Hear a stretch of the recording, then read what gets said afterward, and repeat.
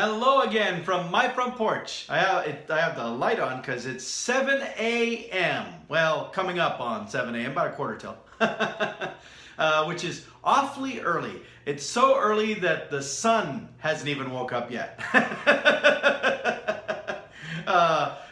Anyway, this is earlier than I normally get up and get around to get going in, but I have to go in today because right away at 8 a.m. I am doing a presentation for our safety managers. The presentation that I done last fall at the Iowa Governor Safety Conference called Training Ain't Learning.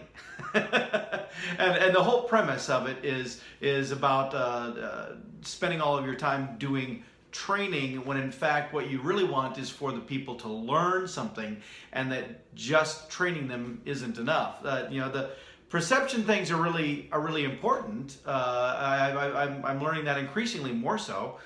Today at work is also going to be my 3-year anniversary. Today, I started at Waldinger 3 years ago today, February 2nd. February 2nd, yes. February 1st, yes. See, it's so early, I can't keep track of my dates. But yes, I started on the 1st of February 3 years ago, and so well, I officially started the 1st of February. I didn't actually start at Waldinger until the 2nd because that was the Monday. So that's why my brain gets a little confused now. But I was technically on the books as an employee as of February 1. So yeah, I'm happy to be celebrating my 1-year anniversary, or my 1 year. Gee whiz, I better get my head in gear before I do this presentation. But I'm happy to be celebrating my 3-year anniversary this morning with the safety managers because they also report to Dan Dykey, my boss. The safety department reports to him as well. So I'll be celebrating my 3-year anniversary at Waldinger with Team Dykey. So that'll be fun. But yeah, the presentation, I really like the presentation because it's one that really drives home what I think is a really significant point. And like one example that I use in the lesson is about safety gloves, which is something that I know the safety people have gone out to job sites and done presentations for the job site workers, talking to them about what happens with the with using gloves and what can go wrong and how you can get injuries, lose your fingers, and all that really fun stuff. And so they do this. Well, I use that as an example by saying, when we go out and do a safety presentation about wearing gloves, think about it. Do these individuals you're talking to, they probably already know what gloves are. They probably also know why they should wear gloves. They fully understand the danger of losing fingers, of the injuries that can happen. They probably have suffered some of the abrasions and some of the other dynamics. Hopefully not the finger loss, but they probably have personally experienced many of the types of injuries that can happen if you're not wearing your proper safety gloves. So are we really? Is the point of what we're doing to train them on why safety gloves are important and why they should be wearing them? Or is the reason that we're doing that training because we want them to change their behavior? Currently, they're not wearing their gloves like they should. So what we want is to do this training and then they start wearing the gloves like they should. Well, obviously, that second thing is the option. But you see, the behavior change doesn't come as a result of training. It comes as a result of learning what has to happen. There is a distinction between those terms. But it's not even just a question of do they learn that? Because again, do they really need taught that? Is that something that they actually have to learn how to use the gloves and why they're important? Or is it not really, is that, in the example, not even really a training issue? Is it an expectation issue? I mean, they may know full well they should wear their gloves, but if nobody makes them wear their gloves, if they can get away without wearing them, why should they? If they consider the gloves inconvenient and a hassle, then they don't wear them, they do their stuff, and if their supervisor on the job site sees them and doesn't call them on it, well, who cares then? Huh?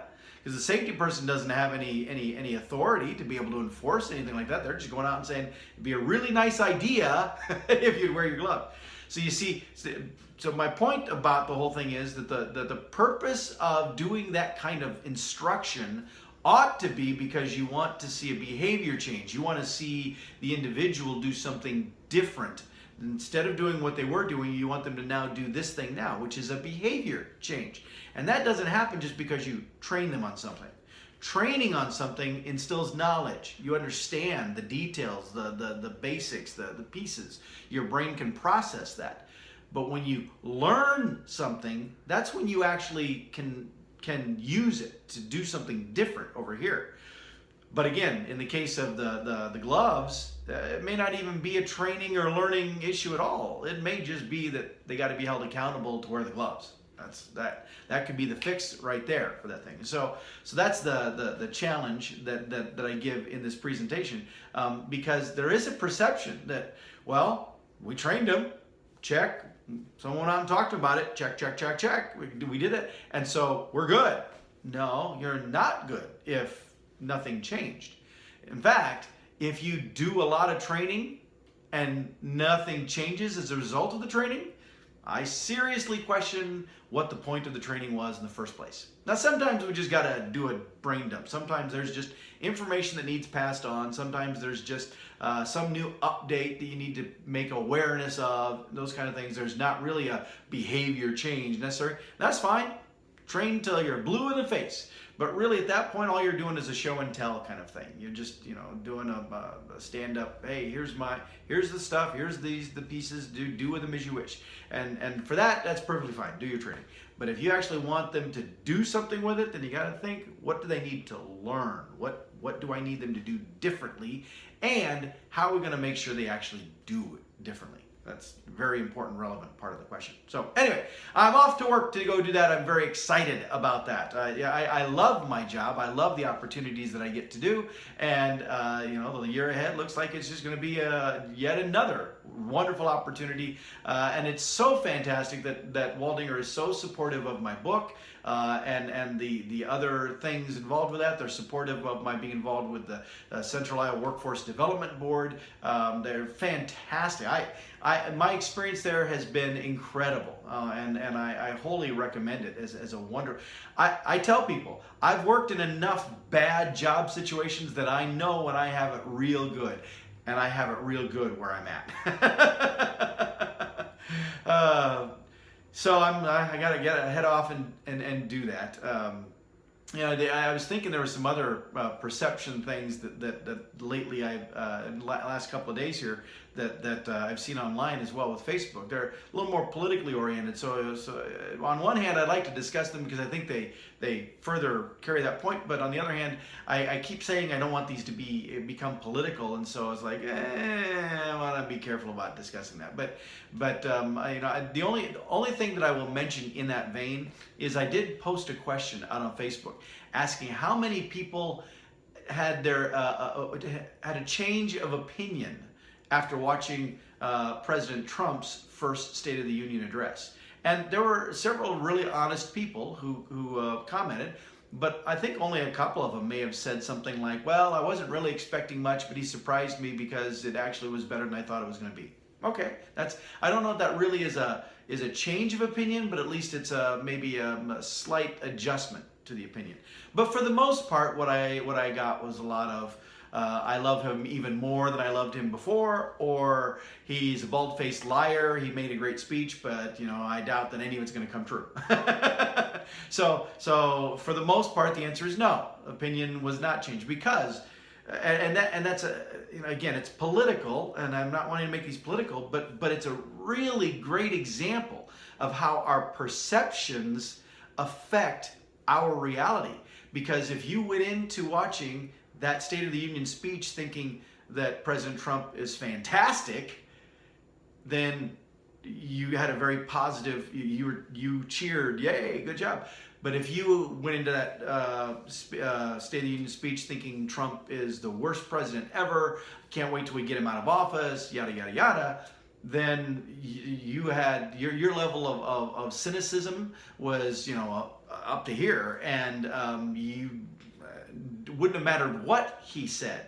You would have still not liked it. And I'm not poking or promoting either side. I'm simply saying that it's a really stark example of how, when you go into something with a mindset, with your perception already in place, it impacts. You can say it clouds or it frames or whatever, but the point is, it impacts how you perceive everything. And so you know, we have to be careful about what perceptions we have or don't have about things, because they can you know, influence how we process different things. So I'm looking forward to, again, driving that message home with our safety managers this morning. And this is the presentation, some of you may recall last fall after I'd done the governor's conference, that the safety manager who oversees all the safety people, who then he reports to my boss, but the safety manager, the top safety guy, he was in my presentation at the governor's conference last year, and as soon as it was done, he texted our boss and said, Paul just got done with his presentation, it made me want to throw up. That's how he started his text message. And so I still chuckle at that, because the reason he said that was not because it was a bad presentation. In fact, quite the opposite. It's because the challenges that I gave in the presentation were challenges that made him feel very uncomfortable and very aware of the fact that our training people might be doing a lot, or our safety people might be doing a lot of training that really wasn't affecting any behavior change. It was just checking off that we covered stuff with them. It was more of the, you know, well, the company's covered now from liability because we can say we talked to these workers about this topic. Great. Company is covered from liability. But did we improve the safe working environment for the employee? Not if nothing happened as a result of the training. And so that's the part that made him sick to his stomach, and made him really like, oh, well, wow, maybe we're way off the bubble. And so I mean, like, and it was within days, a couple of days after that presentation, that he messaged me and said, hey, when we have our quarterly safety manager, I want you to do this presentation for everybody. I think he wants everybody else to feel the same desire to throw up as a result of my presentation. So I gotta get going and do my job and make them all sick to their stomach. Oh, all right. Well, with that, time to head off, and if today is my 3-year anniversary of starting at Waldinger, then that means that this is also the start of my 4th year there. So here's to another year at a fantastic company doing work that I truly, truly love and enjoy. And with that, I'll see you next time from my front porch.